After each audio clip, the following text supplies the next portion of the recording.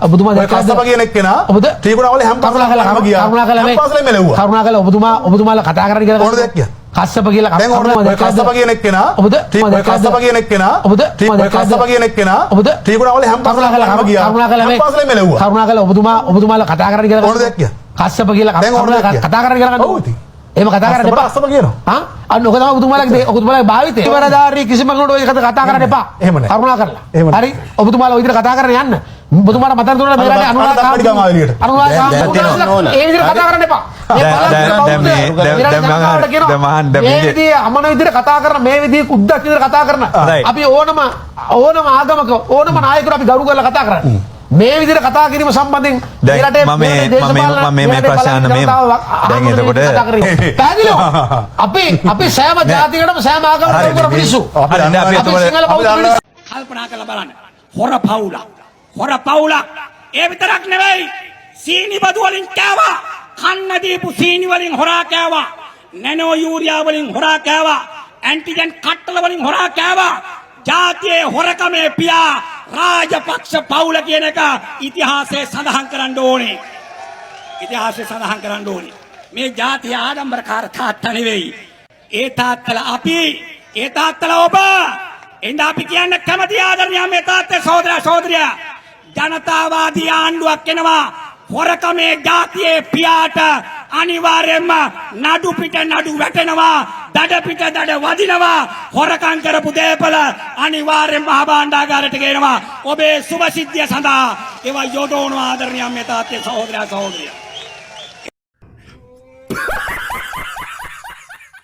කතවාන හිටපම් බං කලාගේ කට්ටියගේ පක්ෂයේ කට්ටියගේ හසිරීම අන්තිමයි 1987 මිනි මැරුව ඕගොල්ලෝ අපි එහෙම මිනි මැරුවේ අපේ තමන්ගේ ජාතිය මරපු කට්ටිය නෙවෙයි අපි රණ්ඩු වුණා මේ මෙතන ඉන්න මේ සිංහල මිනිස්සුත් එක්ක ඒක ජාති ප්‍රශ්නයක් ඒ ඇති කරගත්තේ ඕගොල්ලෝ 80ට ඕගොල්ලෝගේ ලොක්කා දුවගෙන ආවේ උත්තරට අපේව බේරගන්න කියලා මතකයිද ඕගොල්ලෝ මේ ඕගොල්ලෝගේ කට්ටිය දුවගෙන ආවේ ප්‍රභාකරන්ට බේරගන්න කියලා මතක තියාගන්න ඒ නිසා මේ පාපිසෝඩම එකක් කියන්න කැමැති ඕගොල්ලෝගේ අනුරාධපුර හොස්පිටල් එකම තියෙන වාහන 3යි කැබ් එකයි ලොරි එකයි වෑන් එකයි ඇම්බුලන්ස් එකක් නැති බවා කියලා අඬනවා හැබැයි අපි මේ බබාලා ටික ඉල්ලනවා කැබ් එක කලින් කොහමද කිව්වේ මේ බස් වල යනවා ඊට පස්සේ ට්‍රේන් වල යනවා දැන් ඔයගොල්ලෝ කැමැතිලා ගන්න පඩි අයි වැඩිම එපා ඔයාලගේ කතානායකතුමාගෙන මේ කොමිටි කම්ප්ලේන් එක දාලා තියෙනවා ලැජ්ජ නැද්ද බඩ ගන්නෙ ඕගොල්ලෝ මේ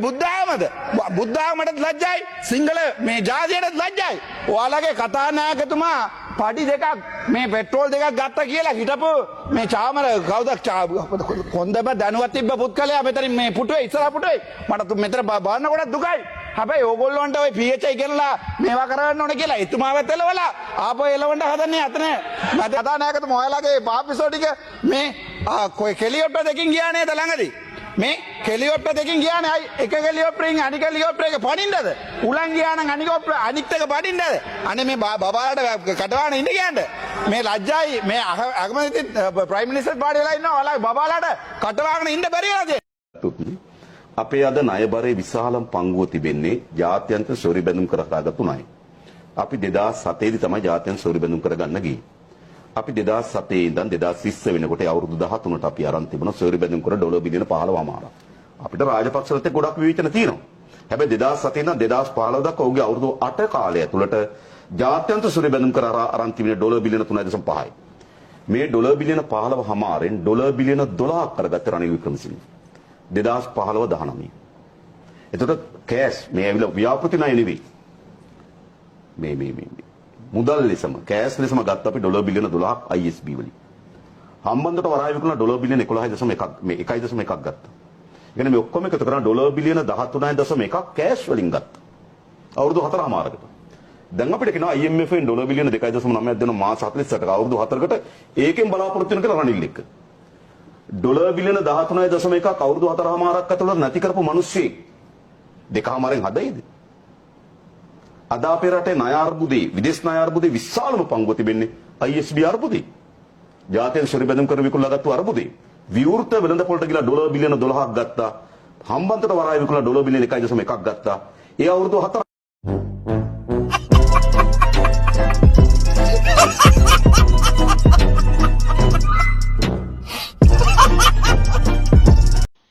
අපේ රටේ ඒකත් චුට්ටක් හිතලා බලන්න 2011 කියන්නේ මොකක්ද ඒ අවුරුද්දේ අපිට මතක හිටින අනිත් එක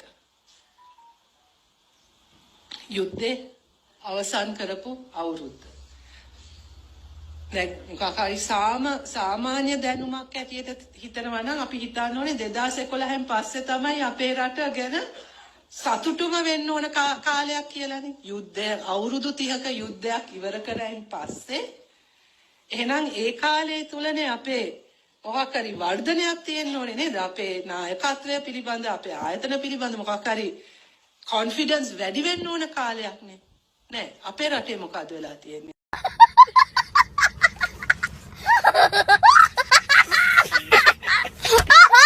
මට සුදු කොඩි කතාවක් ගොතලා මේගොල්ලෝ මගේ පිටින් දාලා මට මඩ ගහන්න හැදුවා. තමයි යටත් වෙන සුදු කොඩි අරන් එන අයට වෙඩි තියන්න කියලා ආමියක වෙඩි තිව්වා අරම කතාවක් ගෙතුවා කියලා. ඔය සුදු කොඩි කතා යටත් වෙන කතා ඔක්කොම නිර්මාණය වුණේ මෙතන හිටපු මාධ්‍යවේදීන්ගේ කැමරාවලින්. ඒතුව මම නිර්මාණය කරපු එකක් නෙමෙයි. ඕන කෙනෙකුට වෙඩි තියන්න සුදු කොඩි තිබුණත් වෙඩි තියන්න. එවැනි පහක් කතා කිව්වනම් ඒ පහක් කතා කියපුවා බේර ගන්න බබු ඉස්සරහට දෙන්න මම ලෑස්තියි. මම කියන්නේ ආශ්වාසම ලබනවායි කියන එක ගැන සමාජයේ ලැජ්ජ වෙන්න ඕන. ඒක නීත්‍යානුකූලව හිඟා කරනවා වගේ වැඩක්. ඇයි?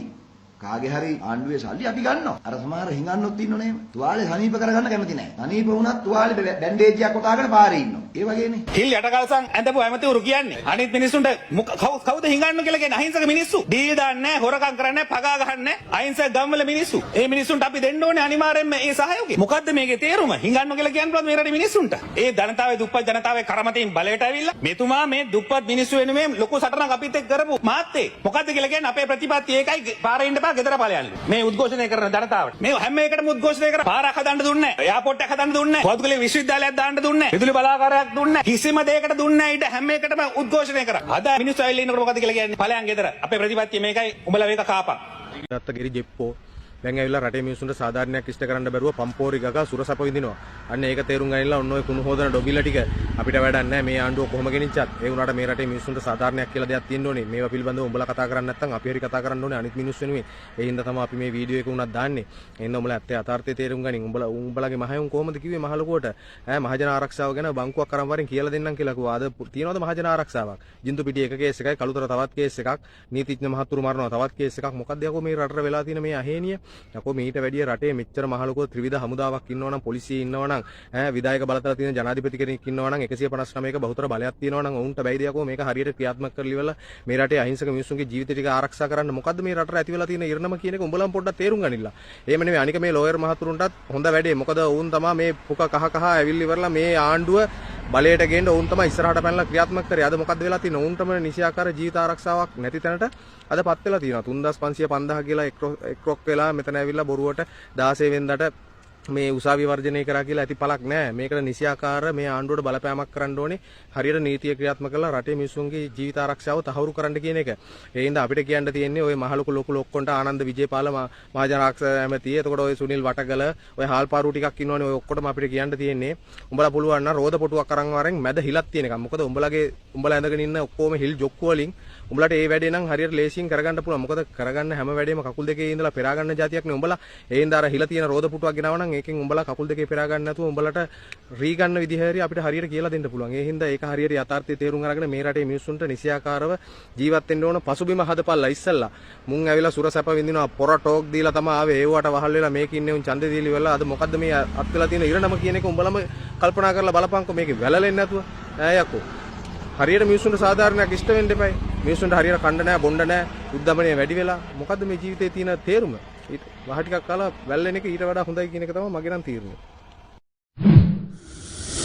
Sanju Lux YouTube channel like and subscribe. Carol set when I'm in Nika.